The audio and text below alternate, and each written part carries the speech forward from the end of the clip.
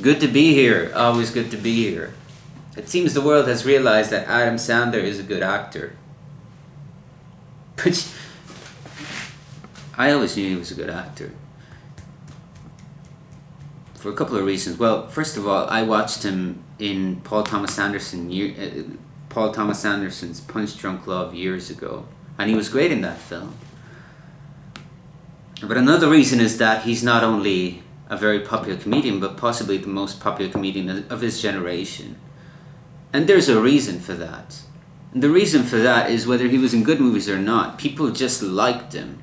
I mean, they liked him because he was good. Because you cannot be that popular for decades. And and it's all down to luck or whatever, entrepreneurship or whatever. No, it doesn't work that way. There have always been flavors of the month, but as far as Adam Sandler goes, he's deeply influential within the comedy world. And the term Adam Sandler movie has actually become a term that people say within reviews of comedy films that have nothing whatever to do with Adam Sandler, but somehow recall Adam Sandler films, the typical Adam Sandler film, which has its fair share of physical humor, has its traditional sort of narrative arch, but most importantly revolves around its leading actor. And the leading actor has a specific comedic style that it's very childish and so on. But, kind at heart, let's say. So anyways, Adam Sandler, I'm actually a fan of his. I may have snubbed his films in the past, but when I think about it, an Adam Sandler film, to me, is far more interesting than a 2020 adaptation of Little Women, which is an absolutely middle-class concept that I cannot believe they've made another Little Women adaptation. One would have been already too many, but as long as we have that one, why don't we just revisit that one? We don't need a new version. Who cares? Seriously, who cares about a new adaptation of Little Women? You cannot convince me that the world needs a new cinematic adaptation of Little Women in 2020. Bring on an Adam Sandler comedy. I would watch Jack and Jill over that. Over a Little Women adaptation, But anyways, okay, so given all that, I'm not surprised that Adam Sandler is getting his praise for his foray in dramatic acting. And there's another reason for that. Well, there is a verity to the famous statement that it's a lot harder to make people laugh than to make people cry.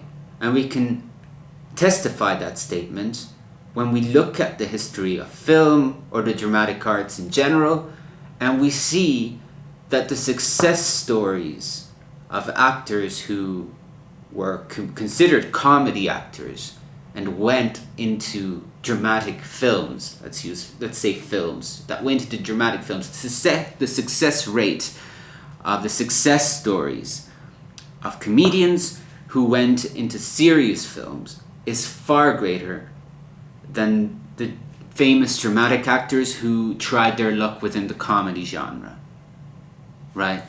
And we can clearly see that with people in recent years. Steve Carell had an excellent role in Foxcatcher, for example.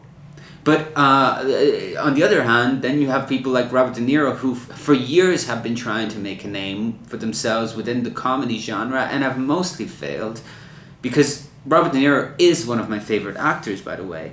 But when you look at him try to be funny, his comedic timing is so bad. I mean, look at The Joker, where he plays a late night comedian in the mold of Johnny Carson.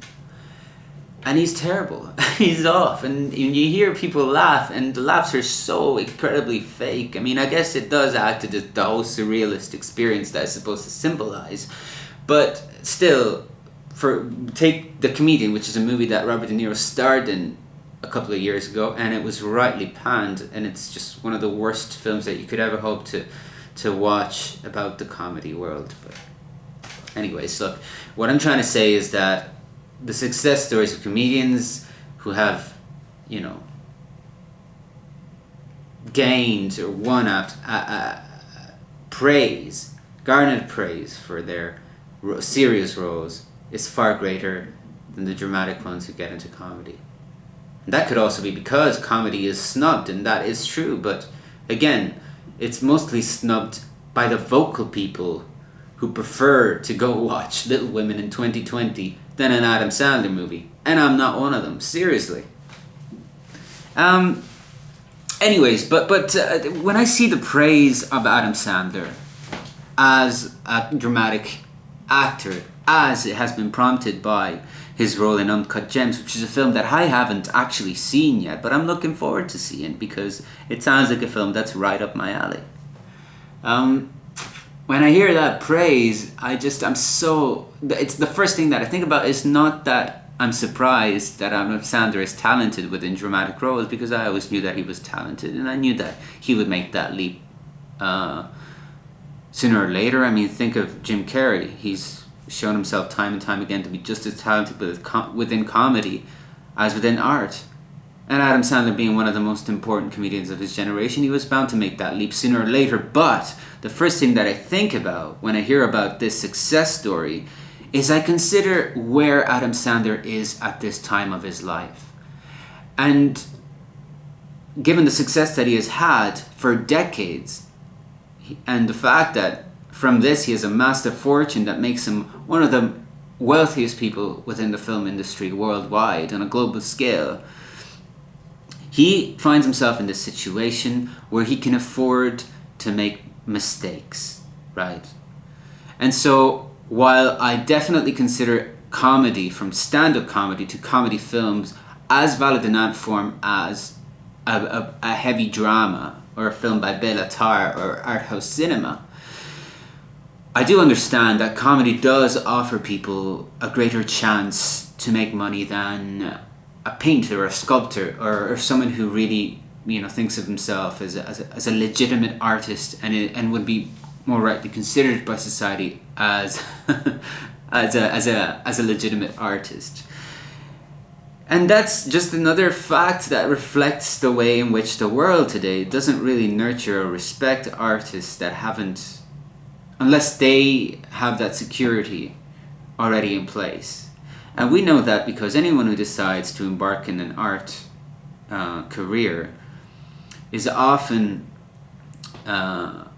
receives advice. Advice is like, don't do it. You won't make any money out of it. You'll regret it. Make sure you have a real job so that you can support your little side project in the art world. Well, that's a bit disheartening, you can imagine, and that's kind of the reason why nowadays we're getting shitty art. Because I don't think we've ever lived in a world that cared so little about its art as we do now. And that's strange because, now we're seeing the effects of it on the world. There's so much hostility, and that's because art is really that bridge that you need in communication. When you look at medieval art, for example, the Eastern and the Western world communicate with each other so much. And it doesn't even surprise me that jazz music is not as popular as many other forms of music, because jazz music has always been really what jazz means to me, and I will just say this outright. It is the music within which cultures communicate. And very often they communicate by improvising, so that is a legitimate form of communication between cultures, because you have to think of things on the moment and you can't just reflect upon them too much, or you're not following sheet music. Although jazz music can also be that, but let's not get into that argument. So Adam Sandler has allowed himself the luxury of making a mistake, of embarking on a dramatic role for which he would have been heavily criticized. And he would still have been alright because he's still got enough money to last him 100 lifetimes. So we praise Adam Sandler now, but what we're really saying is that, well, he's made it and that was very brave. But it wasn't really, because he's not putting his career on the line. If he was not, there was a reason why in the past he made films like Jack and Jill. It wasn't because he legitimately thought they were great movies. It was because they could make him a bunch of money. And then one day he woke up and said, hey, listen, I'm going to try my luck at a film that's really something. That's really different from what I've been doing before. So, this success story just validates the statement that an artist is not really allowed to be a serious artist. And it's not Sandler's fault, because before now, Adam Sandler's presence in a serious film would actually have harmed the reputation of of the movie itself. So it's possible that artists just or filmmakers just didn't go for that because they thought that it would just harm. I mean, can you imagine having Adam Sandler in a film like The King's Speech? Would have been awesome, but producers aren't that quick with it. They're not interested in doing anything that'll be too unusual. I mean, they look down on audiences so much. Well, really, I was dying to see Adam Sandler in another serious role, and I'm very excited about this film. And even without having seen it, I hope that he wins something, because if on the one side it shows us that it's so difficult for artists to be allowed that chance to do something that's different and to do something that's daring without first having the security, and I'm talking about specifically financial security, that will support these choices and will support you if somehow a daring choice you make becomes a disastrous choice for your career and for your work and for your financial security and everything else. But it'll also be, on the other side, representative of the story of the success of what can happen when producers do try to do something that is new, and by the same degree stop looking down at their audiences. And that's kind of all I have to say about that. I'm happy for Adam Sandler.